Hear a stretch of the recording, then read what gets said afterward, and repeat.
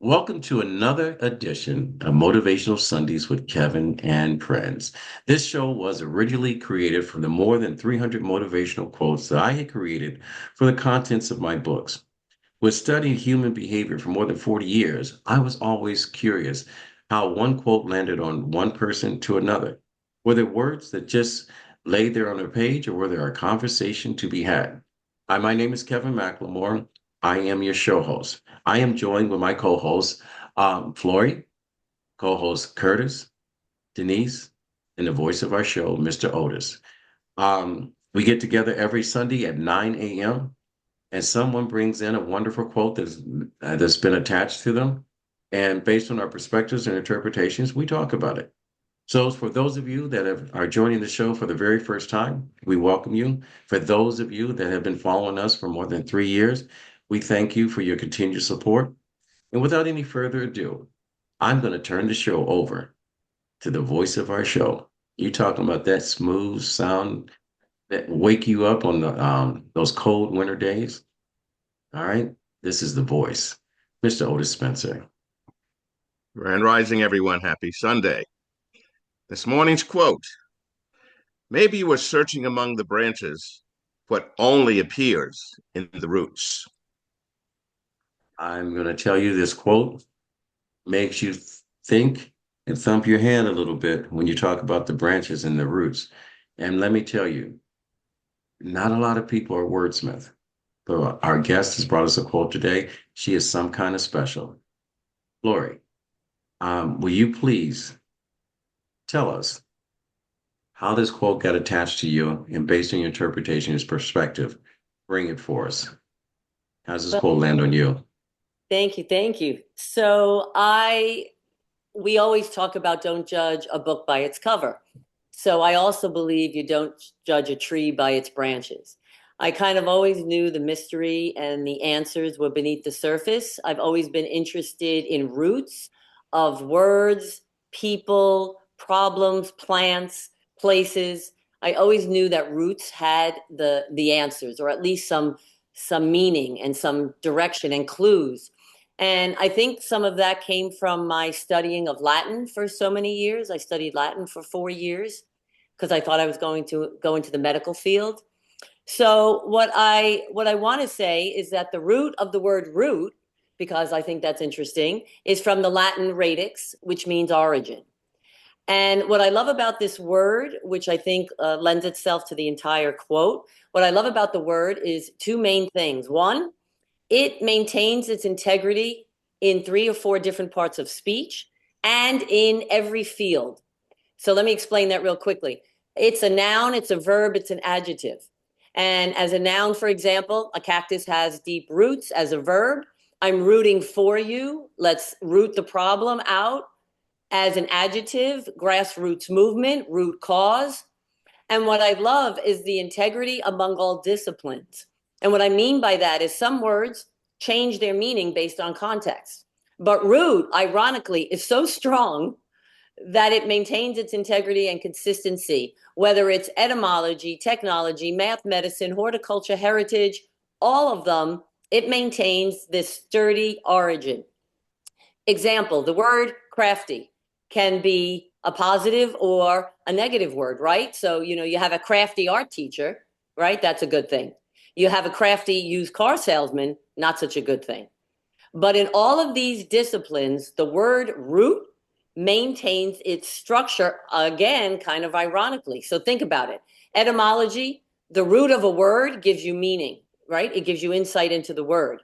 Technology, some of my background, root directory. That's the whole structure of the entire computer and your whole data storage, the root directory. I'm a mathematician. The root solution is key. Medicine, the root cause gives you answers. Horticulture, the deeper the roots, the healthier the plants. And heritage, your roots give insight into who you are. So I love that the roots, what goes beneath the surface, is always giving us strength, support, and information. And I'm big on manifestation. I teach quite a bit of that. And I want to also say and end up my discussion with the fact that we reap what we sow. And many times you don't know how deep and what people are sowing. So you don't judge the tree by the branches. The branches are just our current manifestations. The real origin, explanation, potential, and possibility within is beneath the surface. So I wish you all a very deep-rooted life in all the pieces of your life. You're talking about someone bringing knowledge to a conversation. I am so glad I am not the smartest person in the room. Um, wow, that's just blown away. I mean, even when I saw the quote, the direction I went in was about 7 blocks down from the direction you came. I am so proud to have you on the show. When you talk about a wordsmith, talking about understanding the power of your words, this sister breaks it down. She breaks it down. She's a queen carrying a crown. All right. So with that said, it's hard to follow Michael Jackson and Prince, Denise Williams, Beyonce and whatever. But Otis, thank God it's not you and me. It's Curtis. Okay. Curtis, how does this quote land on you? So good, happy Sunday to all. I am so pleased to join you. It is a challenge following a mistress of ceremonies and knowledge queen, but I am going to do my best efforts. So one of the things that strikes me is the branches are what gets whipped around in a tree all the time. There's the leaves, it has to be there for the winter when there's snow, the heat in the summer. It's everything that you encounter in your life that takes you one direction or another direction. Sometimes you're in control of those forces, other times those forces seem to control you. But the thing that's the most important is what is the base that you're built on? What are the things that you do every day that keeps you grounded? So the fact that the root system for the tree is the biggest part that it stops it from falling over or stops it from just falling apart, helps it grow over the years. You start as a small seed to a sapling to a sprout to a sapling to a tree, and then as you get more and more knowledge, you continue to expand. And the root base gets bigger and bigger, and you have more solid purchase on it. And the thing that becomes important is, are you coming back to your roots? Are you staying true to yourself? Are you listening to all the things that are rattling your branches? Or are you manifesting, as Flory has mentioned, what is your purpose in life? Where do you want to go? And are you using the words that you have to lift people up, or are you using them to tear them down? And so that is how this has landed on me. And I'm glad you broke it down for a simpleton like me to understand what this quote means. I'm still taking notes from Flory earlier. I misspelled two of the words that she brought up and whatever, understanding what roots are. I am having a great time. I'll be Googling my butt off later on trying to figure out what the hell Flory said.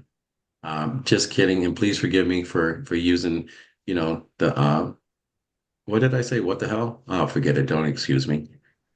Anyway, Denise Lopes, you're an educator dealing with young minds, and everyone on this panel, even our co-hosts that are not with us today because of other activities and commitments, and some of them are overcoming this virus that's going around. Um, when you see this quote, knowing that you are the first line of an open mind to young children, other than what they're being taught at home, how does this quote land on you? Hey, Grand Rising, everybody. For me as an educator, this is a heavy quote because the root, because a lot of time you have kids misbehaving, like acting out, and sometimes you just like, oh, you need to stop it, you need to stop it. But for me, I try to figure out what's the root of the problem. What's going on at home? Why is this kid acting up? Because when a kid is acting up, there's something going on. Sometimes they don't know how to express it, and that's how they express it and acting it out, like misbehaving in every class. So for me, I sit down, I talk to my students, like one on one. Like if they're having something, I put them aside and talk to them, like what's going on, like what, how can I help you, like how can you express this, because I work with second graders and sometimes they don't have the words for it. And I see a lot of like the other teachers, the principal, like they sending them to the office, like they punishing them, there's no recess, no this, no that. And lately I'm at my job, like because I'm the only educator of color, but my population is diverse. I'm seeing that the brown and black kids minority are being targeted. They're the ones in the office. Then so I went to talk to the principal. I'm like, what's going on? Oh, these kids are acting out. They don't know how to behave. I'm like, we need to start looking at what's going on. And a lot of our students, with what's happening right now, they're getting home, they're not finding a mom or a dad. And they go into meetings till like 12 a.m. and they come into school like tired because they worried. Like, because a lot of them are immigrants, a lot of them are refugees, and they have a certain time to leave. And this quote for me is like very important because it's like you need to figure out what's going on. What's the cause of the problem? Because if you don't do that, you're gonna like mishandle a kid and not give them the attention they need. And sometimes you have to go an individual. You have to be kid by kid, not like stereotype or this group of kids. That's what they do. That's what they always do. Um, and lately, I've been using this a lot, and it's reminding me, like, especially what Flory said, what Kurt said, is like it makes me think about like what I'm doing, and I feel like that's what it should be. That's how I should go to the root of the problem, and that's how it learned about me. All right. It's amazing. Each week, one of our co-hosts, they bring a quote that's attached to them. And based on the interpretation, for those of you that just tuned in, if you've missed Flo's earlier interpretation of this quote, you'll say, wow. And then imagine holding a banana in your hand and start to peel back the layers. As the quote gets repeated by someone else, and however they're positioned and where they're seated right now, the meaning or interpretation of the quote takes on a new life. And you just watched three different versions of life in this quote right before your eyes. So we don't have a full house today. So we're winding up the show. And so normally, you know, we end up with the voice repeating the quote one more time and giving his take on it. And believe it or not, I don't know if I got much to say, but I pull up last every single week, and I try to say something that on how this quote lands on me. And there's a different perspective in my heart because I'm always sports related and talking to kids that look like me that were at high risk. And I know Flo does great work over in her neck of the woods, work with high risk kids, and she is much respected for what she does. She opens up her home. She brings in 20 or 30 people in there. She talks and she brings speakers in. The people on this panel, I am blessed. I am blessed. And far beyond the branches, everyone that you see are the roots of what makes this show great. So, Otis, I rambled on a little bit. Will you give us the quote and give us your interpretation of this quote today? Absolutely. Maybe you are searching among the branches for what only appears in the roots. And my original starting saying was similar, like Flory, you can't judge a book by its cover. And another one is beauty is only skin deep. You need to see what's in that person's heart and that person's soul, because that most gorgeous person can make your life a living hell. And that's how it landed on me. All right. So both Otis and myself are cursing on Sunday morning.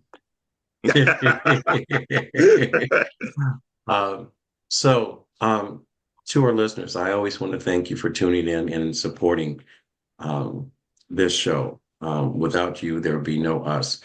And without us, we would have nothing to bring to you. And so we're happy to be here for you.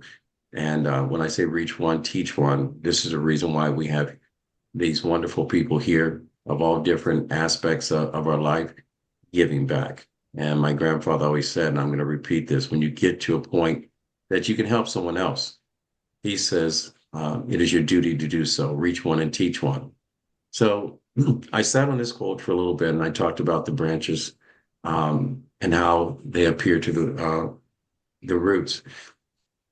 And we live in a world, especially our young people, where everything is right now, immediate gratification.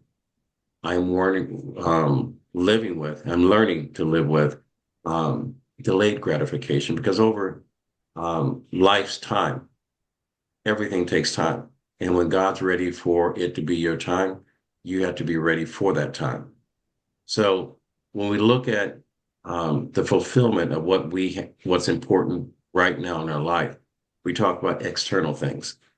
We place value on personal possessions. We look for social validation. I can't even say it. Help me, someone. Validation. Validations. There you go. While the true worth of our lives lie within us, lies within your spirit, your own personal strength, your journey, and your health.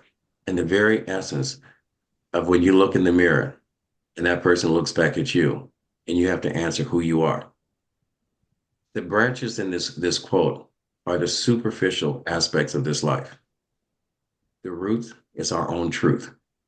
And like Lori, Curtis, and Denise and Otis has explained to you, the core of who you are is not what we appear to be. The question is the answer, and the truth lies within you. This is how this quote landed on me. So, ladies and gentlemen, I want to say this: to grow, you must make some mistakes.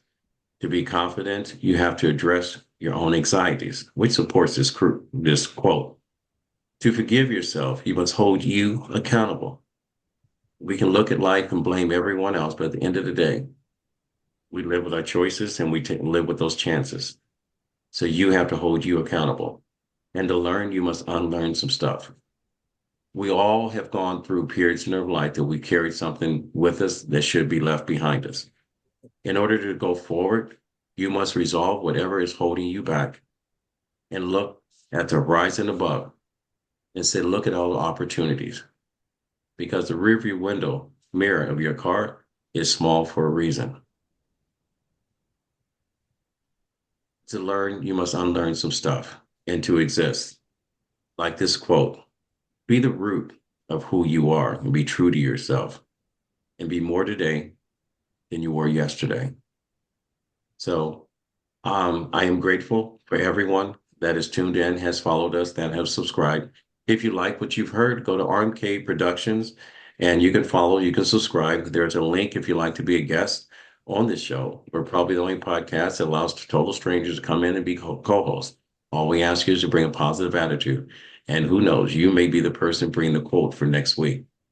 I just want to thank you 1,000 times. My little hashtag is find 1,000 reasons to be kind to someone. So please do that today. Look over at your brother, your sister, your mother, your father, your aunt, your uncle, and look at your favorite pet.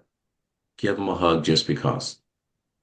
Don't look for anything in return other than give them a hug, because you never know what someone is going through.